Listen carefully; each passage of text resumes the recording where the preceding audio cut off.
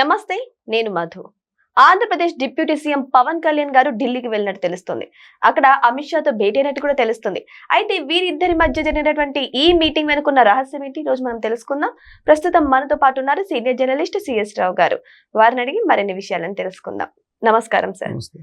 Sir, deputy CM Pavan Kalyan గారు ఢిల్లీకి వెళ్ళినట్టు తెలుస్తుంది. అక్కడ అమిత్ షా గారితో భేటీ అయినట్టు కూడా తెలుస్తుంది. అయితే వీరిద్దరి మీటింగ్ వెనుక జరిగినటువంటి ఆ చర్చ ఏంటి సార్? ఆయన ఢిల్లీ వెళ్ళారు, అమిత్ షా గారిని కలిశారు. ఇది తెలియటం కదా, అఫీషియల్ న్యూసే. వాళ్ళిద్దరు కలిశారు. కలిసి రాష్ట్రంలో ఉన్నటువంటి పరిస్థితులు, అక్కడ ఉన్నటువంటి సిచ్యువేషన్ మీద ఖచ్చితంగా ఎక్స్ప్లెయిన్ చేస్తుంటారు. అలాగే పవన్ కళ్యాణ్ గారు కేంద్ర మంత్రులను కూడా కలిశారు. రాష్ట్రానికి సంబంధించినటువంటి కొన్ని ప్రాజెక్టులు కావాలి అని చెప్పి ఆయన అడిగారట.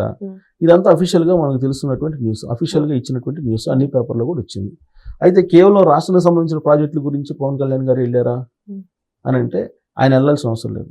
చంద్రబాబు గారు వెళ్తారు ప్రాజెక్టుల గురించి కావాలంటే, లేదంటే ప్రాజెక్టులకు సంబంధించినటువంటి డీటెయిల్స్ తీసుకుని అధికారులు వెళ్తారు, తెచ్చుకుంటారు. డిప్యూటీ సీఎం వెళ్ళి ప్రత్యేకంగా రాష్ట్రానికి సంబంధించిన ప్రయోజనాల గురించి మాట్లాడాల్సినంత ఇష్యూస్ అయితే ఏం లేవు. ఏదన్నా ఉంటే చంద్రబాబు గారు వెళ్తారు, లేదంటే లోకేష్ గారు వెళ్ళి మాట్లాడుతున్నారు. ప్రత్యేకంగా పవన్ కళ్యాణ్ గారు వెళ్ళారు. పవన్ కళ్యాణ్ గారు అమిత్ షా గారిని కలిశారు. పైగా పోనీ ఆయన అన్నట్టు ప్రాజెక్టుల గురించి లేదంటే ఫండ్స్ గురించి అడగాలంటే ఎవరిని అడగాలి? ప్రధానమంత్రి నరేంద్ర మోడీ గారితో భేటీ కావాలి. ఈయన భేటీ అయింది ఎవరితో భేటీ అయ్యారు? అమిత్ షా గారితో భేటీ అయ్యారు. అంటే రాజకీయపరమైనటువంటి నిర్ణయాలు ఎప్పుడు కూడా బీజేపీలో అమిత్ షా గారి దగ్గరే జరుగుతుంటాయి. విధానపరమైన నిర్ణయాలు ఏదైతే ఉన్నాయో అవి ప్రధానమంత్రి నరేంద్ర మోడీ గారి దగ్గర జరుగుతుంటాయి. దీన్ని బట్టి అమిత్ షా గారి దగ్గరికి పవన్ కళ్యాణ్ గారు ఎందుకు వెళ్ళారు? రాజకీయపరమైనటువంటి నిర్ణయాలు ఏదో చర్చించడానికి వెళ్ళి ఉంటారు, అంతే కదా. వెరీ సింపుల్, అంతవరకు క్లారిటీ. మరి ఏం రాజకీయపరమైనటువంటి అంశాలు చర్చించుంటారు పవన్ కళ్యాణ్ గారు అని అంటే, రాష్ట్రంలో ఇప్పుడు రాజ్యసభకు సంబంధించినటువంటి రాజ్యసభ ఎంపిక జరగబోతుంది రాబోయేటువంటి నెలలో. సో 4 రాజ్యసభ సీట్లు ఖాళీ అవుతున్నాయి. ఈ 4 రాజ్యసభ సీట్లకి ఎవరెవరిని ఎంపిక చేయాలి అనే దాని మీద కసరత్తు జరుగుతుంది, ముందు నుంచి జరుగుతుంది. జనరల్గా మనకి రాజ్యసభ ఖాళీ అవుతుంది అనగానే 2 నెలల ముందు నుంచే రకరకాలుగా ఈక్వేషన్స్ ఫిక్స్ చేసుకుంటారు, ఇవన్నీ జరుగుతాయి. అయితే ఇప్పుడు ఏంటంటే ఖాళీ అవుతున్నటువంటి 4లో 2 బీజేపీ కావాలని చెప్పి అడుగుతుంది అనేది ఒకటి.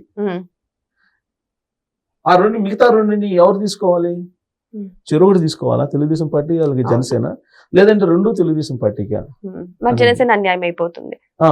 సో కాబట్టి ఇదంతా నిర్ణయం ఎక్కడ జరుగుతుంది? ఢిల్లీలో అమిత్ షా గారి దగ్గర జరుగుతుంది జనరల్ గా. ఇది ఈ సీట్ల షేరింగ్ అనేది. ఇప్పుడు ఖాళీ అవుతుంది అయోధ్య రామిరెడ్డి గారు, రాజ్యసభ మెంబరు, ఆయన టెన్యూర్ అయిపోతుంది.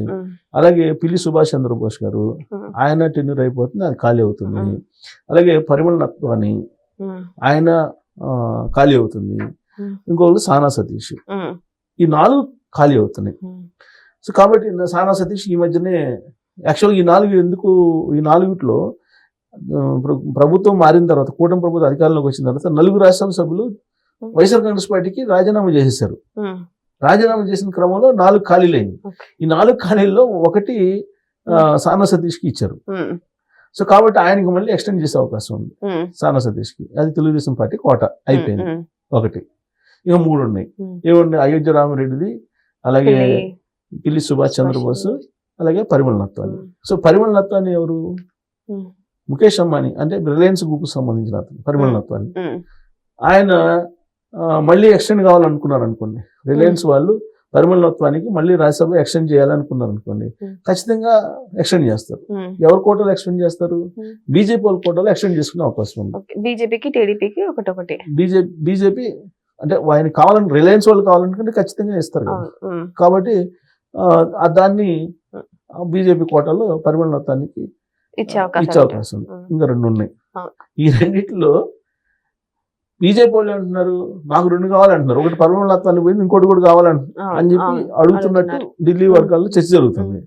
మరి బీజేపీకి పోతే మిగతా ఒకటి ఉంది కదా, 1లో జనసేనగా తెలుగుదేశం పార్టీగా? జనరల్గా తెలుగుదేశం పార్టీ తీసుకుంటారు కదా, ఎందుకంటే ఎంపీలు ఎక్కువ ఉన్నారు. సో తెలుగుదేశం పార్టీ తీసుకుంటారు. తెలుగుదేశం పార్టీ వాళ్ళు తీసుకుంటే ఎవరికి ఇవ్వాలి అనేది ఒకటి. ఇంకోటి ఏంటంటే జనసేన పార్టీకి సంబంధించి ఆల్రెడీ లింగంనేని రమేష్ గారికి ఆల్రెడీ ఆయన కమిట్ అయి ఉన్నారు. ఎవరు? పవన్ కళ్యాణ్ గారు అనేది జనసేనలో బాగా చర్చ జరుగుతుంది. కాబట్టి ఆయనకి ఇప్పించాలి, లింగంనేనికి ఇప్పించాలి అనేది ఒకటి. అది రిక్వెస్ట్ చేయడానికి జనసేన తరపు నుంచి మాకు ఒకటి ఇవ్వండి, తెలుగుదేశం వారు 2 తీసుకోండి, మీరు ఒకదానితో సర్ది పెట్టుకోండి అనేటువంటిది రిక్వెస్ట్ చేయడానికి వీళ్ళు ఉంటారు అనేది ఒకటి. ఇది పొలిటికల్ గా ఇదే జరుగుతుంది. ఇప్పుడు ఎంపిక అనేది అది చాలా టఫ్. ఎందుకంటే ఉండేది 4 రాజ్యసభలు ఖాళీ అయినాయి. ఈ 4 రాజ్యసభల్లో ఉండేది కూటమి 3 పార్టీలు ఉన్నాయి. 3 బలమైనటువంటి పార్టీ తెలుగుదేశం పార్టీ. తెలుగుదేశం పార్టీకి మరి అసలు 3 పోవాలి కదా, ఆడ బీజేపీకి ఏం బలం లేదు. సో కాబట్టి కానీ 2 మాకు ఇచ్చేసేయండి అన్నట్టుగా బీజేపీ వాళ్ళు చెప్పారనేది. దీనికి సంబంధించి పవన్ కళ్యాణ్ గారు మాట్లాడుకోవడానికి అంటే జనసేనకు ఒకటి ఇస్తే మీరు ఒకటి దానితో సర్ది పెట్టుకోండి అని చెప్పి బీజేపీకి రిక్వెస్ట్ చేయడానికి వెళ్ళారు అనేది ఒకటి వినిపిస్తుంది. సార్ ఆల్రెడీ ఇక్కడ 4 సీట్లు ఉన్నాయి. ఒకవేళ ఇద్దరు కొనసాగితే కొనసాగచ్చు మేబీ. మరి ఒకవేళ వాళ్ళు కూడా వద్దు అనుకుంటే మరి ఎవరున్నారు సార్ ఆశావాహుల్లో 4 సీట్లకి? ఇప్పుడు ఆల్రెడీ 2 అయితే కన్ఫర్మ్ అవుతాయి. ఒకటి సానా సతీష్ తెలుగుదేశం పార్టీ తరఫున కన్ఫర్మ్ అవుతుంది, కంటిన్యూ అవుతారు. కాబట్టి టెన్యూర్ మనకు తక్కువ టెన్యూర్ కాబట్టి మళ్ళీ కంటిన్యూ అయ్యే అవకాశం ఉంది. అలాగే పరిమళ నత్వానికి బీజేపీ వాళ్ళు ఎక్స్టెండ్ చేసే అవకాశాలు లేకపోలేదు. ఇంకా 2 ఉన్నాయి. ఇప్పుడు ఈ రెండిట్లో వాళ్ళిద్దరినేమి వాళ్ళు వైఎస్ఆర్ కాంగ్రెస్ పార్టీ ఎవరు అయోధ్య రామిరెడ్డి అను పిల్లి సుభాష్ చంద్రబోస్. కాబట్టి వీళ్ళిద్దరు ప్లేస్ లో ఇద్దరిని సెలెక్ట్ చేస్తారు. ఈ ఇద్దరులో ఒకవేళ సెలెక్ట్ చేస్తే లింగంనేని సెలెక్ట్ చేయాలి అనేది జనసేన కోటాలో లింగంనేని పెట్టుకోవాలని. సో కాబట్టి ఇంకొకటి ఉంటుంది. ఈ ఒకటి బీజేపీగా తెలుగుదేశం పార్టీగా ఇది కదా ఇష్యూ. సో తెలుగుదేశం పార్టీకి ఇచ్చారనుకోండి, తెలుగుదేశం పార్టీకి ఇస్తే అనేక మంది ఉన్నారు పోటీలో. గల్లా జయదేవ్ ఉన్నారు. ఎందుకంటే Galla Jayadev already last time Jaganmohan Reddy గారు పెట్టిన ఇబ్బందుల కారణంగా రాజకీయాల నుంచి నేను 5 వెళ్ళిపోతున్నానని చెప్పారు. చెప్పినటువంటి క్రమంలో ఆయన ప్లేస్ లో పెమ్మసాని చంద్రశేఖర్ గారు వచ్చి పోటీ చేశారు గుంటూరులో. ఆయన ఎంపీగా గెలిచి మినిస్టర్ అయ్యారు. ఇప్పుడు ఆయన రాజకీయంగా నేను నష్టపోయాను అనేటువంటి భావనలో ఉండి ఈ మధ్య కాలంలో తెలుగుదేశం పార్టీలో మళ్ళీ టచ్ లో ఉన్నారని చెప్పి తెలుస్తుంది. ఇన్ కేసు ఆయన్ని పరిగణలో తీసుకుంటే కనుక ఆయన పేరు పరిశీలించేటువంటి అవకాశం ఉంది. లేదంటే ఆల్రెడీ ఇప్పుడు ఇక్కడ తెలుగుదేశం పార్టీకి సంబంధించినటువంటి వాళ్ళు చాలా మంది ఉన్నారు ఆస్పిరెంట్స్.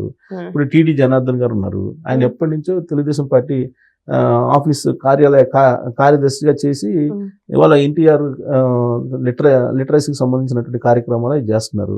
తెలుగుదేశం పార్టీలో ఫస్ట్ నుంచి ఉన్నారు ఆయన. అనేక ఆటుపోట్లు ఎన్ని వచ్చినప్పటికీ కూడా ఆయన పార్టీలోనే ఉంటూ పార్టీని సమన్వయం చేసుకుంటూ రకరకాల ఇబ్బందులు ఉన్నప్పటికీ కూడా అక్కడే ఉండి పార్టీకే కట్టుబడి ఉన్నారు. ఎమ్మెల్సీగా చేశారు, ఇప్పుడు అయిపోయింది. ఇప్పుడు రాజ్యసభ కోసం ఆయన ప్రయత్నం చేస్తున్నారు. సో అలాగే యనమల రామకృష్ణ గారు ఉన్నారు.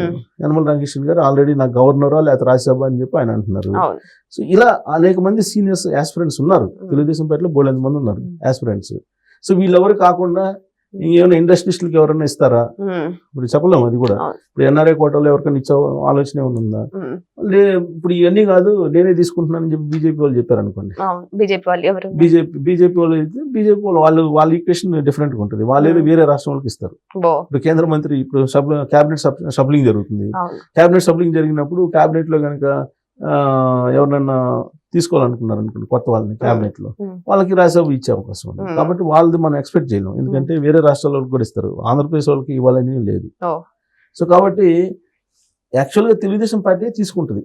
తెలుగుదేశం పార్టీ 2 రాజ్యసభ అయితే తీసుకుంటుంది. ఎందుకంటే మేజర్ పార్టీ కదా. తెలుగుదేశం పార్టీ కూటమి అక్కడ ఉండేది, ఎన్డీఏ కూటమి కాదు, తెలుగుదేశం పార్టీ కూటమి ఉంది ఆంధ్రప్రదేశ్ లో.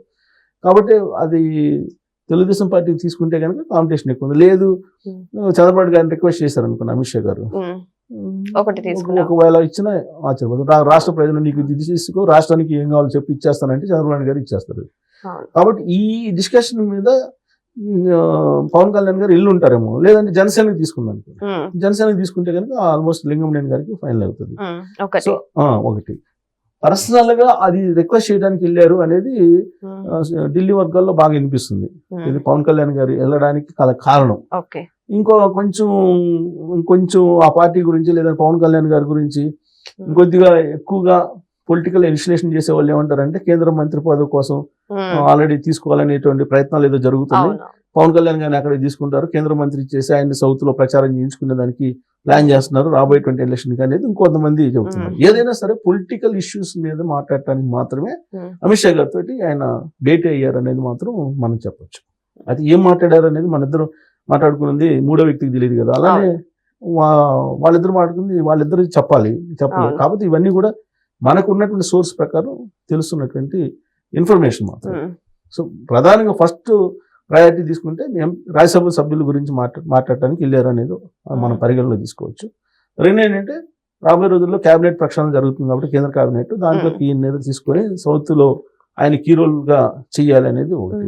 సో ఈ అంశాలతో పాటు రాష్ట్రంలో ఉండేటువంటి పరిస్థితులు, కేసులు, కల్తీ నెయ్యి, అలాగే పరకాణి కేసు, లిక్కర్ కేసు, వీటి గురించి కూడా ఖచ్చితంగా ప్రస్తావన వచ్చి ఉండొచ్చు.